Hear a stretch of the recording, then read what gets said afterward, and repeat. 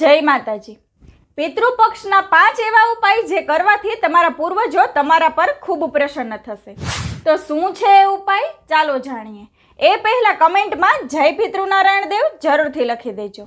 પહેલું છે, પિતૃપક્ષમાં કાગડાને જરૂરથી રોજે ભોજન કરાવો, તેનાથી તમારા પિતૃઓની કૃપા થશે।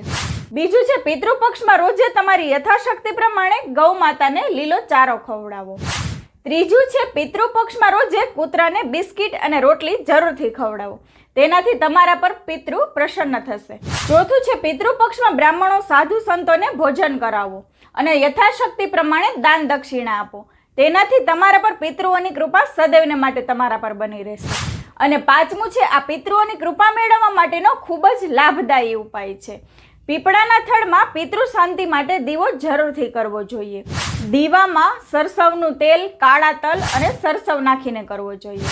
અને 5 ઉપાય 16 દિવસના શ્રાદ્ધમાં જરૂરથી કરજો, તેનાથી તમારા પિતૃઓની કૃપા સદૈવને માટે તમારા પર બની રહેશે। અને આ વિડીયોને શેર જરૂરથી કરજો।